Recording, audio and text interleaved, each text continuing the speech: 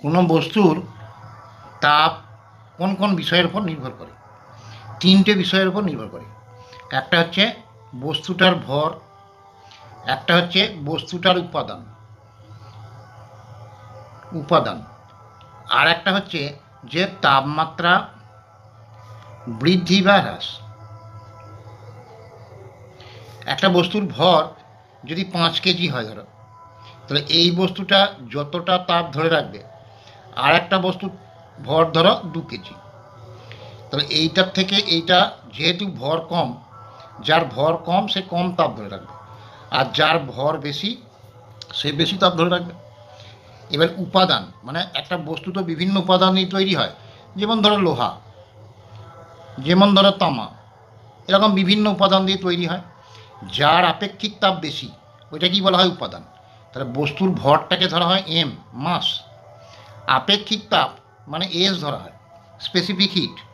তাহলে যে বস্তুর আপেক্ষিক তাপ বেশি সেই বস্তুটা বেশি তাপ ধরে রাখবে। তার মানে উপাদানের উপর নির্ভর করছে কোন বস্তুটা কোন উপাদান দিয়ে তৈরি। আর তাপমাত্রা বৃদ্ধি বা হ্রাস মানে হচ্ছে, মনে করো বস্তুটার তাপমাত্রা ছিল টি প্রাথমিক অবস্থায়, পরে তাপমাত্রা বেড়ে হলো ধরো টি, তাহলে তাপমাত্রা বৃদ্ধি কত হলো? এটা ধরো 2 ডিগ্রি সেন্টিগ্রেড ছিল, দিয়ে এখানে 10 ডিগ্রি সেন্টিগ্রেড হলো, তাহলে তাপমাত্রা বাড়লো কতটা? যে এইটা বেশিটা থেকে কমটা বিয়োগ, তার মানে capital T minus small tea. এই তিনটের গুণফলের উপর নির্ভর করে। তাহলে এইচ মানে হিট, মোট তাপটা সমান হচ্ছে বস্তুর ভর, এটা স্মল লেটার লেখা হয়, এইটা ক্যাপিটাল লেটার লেখা হয়, হিট মানে তাপ, এম বস্তুর ভর, এস হচ্ছে আপেক্ষিক তাপ স্পেসিফিক হিট, আর টি হচ্ছে টেম্পারেচার, উষ্ণতা বৃদ্ধিও হতে পারে হ্রাসও হতে পারে। বৃদ্ধি বা হ্রাস মানে ধরো এটা 2 ডিগ্রি সেন্টিগ্রেড ছিল, হলো 10 ডিগ্রি সেন্টিগ্রেড, এক্ষেত্রে বৃদ্ধি পেয়েছে, মানে বড়োটা থেকে ছোটোটা বিয়োগ। এবার ধরো বস্তুটার তাপমাত্রা ছিল ধরো 20 ডিগ্রি সেন্টিগ্রেড, এটা কমে হয়েছে ধরো 5 ডিগ্রি সেন্টিগ্রেড, তার মানে বেশিটা থেকে কমটা বিয়োগ মানে 15 ডিগ্রি সেন্টিগ্রেড। এইটা হচ্ছে তাপমাত্রা বৃদ্ধি বা হ্রাস। বৃদ্ধি হলে টিটা বিয়োগ করে লিখবে, হ্রাস হলেও টিটা বিয়োগ করে লিখবে।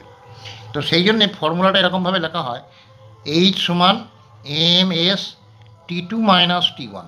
এটা অনেক সময় লেখা হয়, কারণ কি প্রথমে তাপমাত্রা ছিল T1, তারপরে বেড়ে হয়েছে T2, মানে T2টা বড়, T2টা যদি বড় হয় T2 থেকে T1টা বিয়োগ, বড় থেকে সবসময় ছোটোটা বিয়োগ।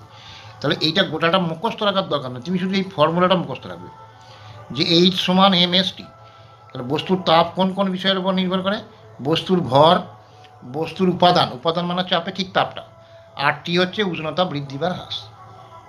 এবারে ক্যালোরিমিতির মূল নীতিটা কি?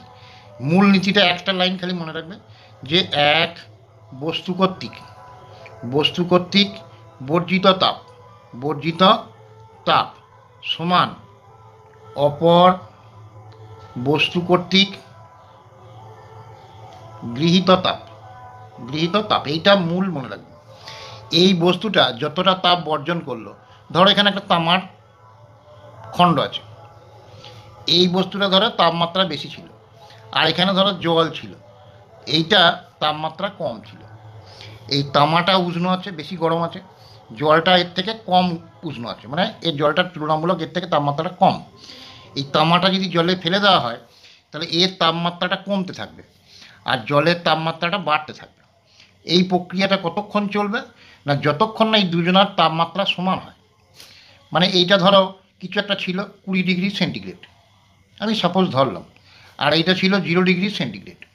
এইখান যে বস্তুর তাপমাত্রা বেশি সেইখান থেকে কম তাপমাত্রার দিকে ধাবিত হবে। তাহলে এইখান থেকে তাপমাত্রাটা বেশি আছে বলে এখান থেকে এদিকে যাবে, তাহলে এ তাপ বর্জন করবে আর এ তাপ গ্রহণ করবে। এই প্রক্রিয়াটা কতক্ষণ চলবে? এই যতক্ষণ না মিডিলে একটা তাপমাত্রা আসবে, ধরো 10 ডিগ্রি সেন্টিগ্রেড, তাহলে এইখানে 20 থেকে 10 কমলো, আর এখানে 0 থেকে 10 বাড়লো। এই প্রক্রিয়াটা ততক্ষণই চলতে থাকবে। এবারের গাণিতিক ব্যাপারটা কেমন? ধরো তামার ভর হচ্ছে M1, আপেক্ষিক তাপ হচ্ছে S1, আর তাপমাত্রা এখানে যেমন ধরো 20 থেকে 10 হয়েছে, মানে 10 হয়েছে, তো এখানে তাপমাত্রা বৃদ্ধি বা হ্রাস হবে না, এখানে বৃদ্ধি হবে না, হ্রাস হবে, কারণ এখান থেকে এটা কমেছে, তাহলে এখানে তাপমাত্রা হ্রাস, তাহলে T1 ধরলাম। তাহলে তামাটার ভর ছিল M1, আপেক্ষিক তাপ ধরলাম S1, আর উষ্ণতা হ্রাস হচ্ছে T1। আর এখানে জলটার ভর ছিল ধরো M2, এর আপেক্ষিক তাপ ধরো S2, আর দেখো এইখানে কম উষ্ণ থেকে বেশি উষ্ণ হবে, তার মানে হচ্ছে তাপমাত্রাটা বৃদ্ধি পাবে। তাহলে এই ক্ষেত্রে এটা বৃদ্ধি পাবে, সেটা ধরলাম T2 পরিমাণটা। তাহলে এই গুণফলটা যা হবে এই গুণফলটাও তাই হবে। এইটা হচ্ছে ক্যালোরিমিতির মূলনীতির গাণিতিক রূপ, যে M1 S1 T1, এই প্রথম বস্তুটা ধরো ভর M1 উষ্ণ বস্তু ধরলো, আপেক্ষিক তাপ S1, উষ্ণতা T1। এ বর্জন করবে মানে ছাড়বে, আর এ গ্রহণ করবে মানে নেবে। এর ধরলাম M2 S2 T2। এ যতটা তাপ ছাড়বে এ ঠিক ততটাই তাপ নেবে।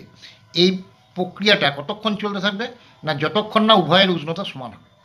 তাহলে এক বস্তু থেকে আরেক বস্তু তাপ যাবে না তাপ গ্রহণ করবে সেটা নির্ভর করে এই তাপ, শুধু তাপমাত্রাটার উপর। এই পদার্থের তাপ যদি কমও থাকে, এই পদার্থের তাপ যদি বেশিও থাকে, যার উষ্ণতা বেশি মানে তাপমাত্রা বেশি সেইখান থেকে কমের দিকে যাবে। এটা হচ্ছে ক্যালোরিমিতির মূলনীতি। এবারে এই ক্যালোরিমিতির শর্ত যে প্রযোজ্য হবে, তো তার জন্য কয়েকটা শর্ত আছে। শর্ত মানে কীরকম, ধরো এই পাত্রটাতে জল দেওয়া আছে, ওইখানে ধরো তামাটা ডোবানো হবে। তাহলে প্রথমে তামাটা যখন ডোবানো হলো, এই তামাটা থেকে তাপ ছাড়বে আর জলটা তাপ গ্রহণ করবে। এবারে এই তাপটা যেন বাইরে কোথাও না যায় সেটা ধরে নিতে হবে। ধরো বায়ুমণ্ডলে খানিকটা তাপ উড়ে গেল, ওইটা ধরলে হবে না। এইখানে একটা পাত্র আছে, ধরো এই পাত্রটা ধরে নিলাম আমি লোহার, এই লোহা তাপ শোষণ করে নেবে। এই ব্যাপারটা ধরলে হবে না যে বাহ্যিক কোনো তাপের এই দুটো বস্তুর মধ্যেই যেন সীমাবদ্ধ থাকে, অন্য জায়গায় যেন তাপটা কোথাও সঞ্চালিত না হয়। বা বাইরে ধরো, এখানে ধরো তাপমাত্রা আছে তামাটার, আমি ধরে নিলাম 10 ডিগ্রি সেন্টিগ্রেড, আর বাইরে ধরো কোনো সূর্য বা যাই হোক তার আছে 50 ডিগ্রি সেন্টিগ্রেড। এই 50 ডিগ্রি সেন্টিগ্রেড তাপটা যেন এর মধ্যে তাপমাত্রা যেন না আসে। আবার এখান থেকে যেন এই বায়ুটা যদি শীতল থাকে, এইখান থেকে তাপটা যেন বায়ুতে না যায়। তাহলে আদান প্রদানটা কেবল এর মধ্যে আর এর মধ্যে ঢুকবে আর নিয়ে নেবে। এখান থেকে এটা ঢুকবে আর এটা গ্রহণ করে নেবে। এবারে এই যে তামার জলটা মেশালাম, এই দুটো যদি রাসায়নিক বিক্রিয়া হয়ে যায় তাহলে কিন্তু ক্যালোরিমিতির শর্তটা প্রযোজ্য হবে না। ধরো এখানে যদি তামার পরিবর্তে নুন থাকতো আর এখানে যদি জল থাকতো তাহলে গলে যাবে তো। বা ধরো এটা পোড়া চুন আছে, এটা জল আছে, দিলে পারে এটা তাপ উৎপন্ন হবে। তো এইরকম যেন রাসায়নিক বিক্রিয়া যেন না ঘটে। আর একটা যদি তরল হয়, ধরো এটা তরল জল আছে ধরেছি, এটা তামা ধরেছি, এবার ধরো এটা যদি চিনি দিতে হয় বা নুন দিতে হয় তাহলে গলে যাবে। তাহলে কী হবে, যে এরটা বস্তুটা যেন এর মধ্যে দ্রবীভূত না হয়ে যায়, মানে গলে না যায়। আর এই যখন এইখান থেকে এইখানে যখন তাপটা হবে, যে ছাড়বে, এর মধ্যে ঢুকিয়ে দিলাম, তাহলে এইখান থেকে জলের মধ্যে ঢুকিয়ে দিলাম, মানে তাপ ছাড়বে, এই তাপ নেবে, এই তরলটা তাপ নেবে, এখান থেকে এটা ঢুকে গেল, তাহলে এখানে তাপ নেবে। এরপরে এ সময় যেন তাপ যেন অন্য কোনোভাবে বেরিয়ে না যায়, মানে ধরো এমন একটা রিয়াকশান তৈরি হলো যাতে করে তড়িৎ উৎপন্ন হতে পারে। তা তড়িৎ উৎপন্ন হলে সেই তাপটা তড়িতে কনভার্ট হয়ে যাবে, সেরকম কিছু হওয়া যাবে না। তাহলে এই 4টে কন্ডিশন মোটামুটি মানতে হবে। এটাই হচ্ছে ক্যালোরিমিতির মূল নীতির শর্ত। এবার বুঝতে না পারলে আমাকে বলবে।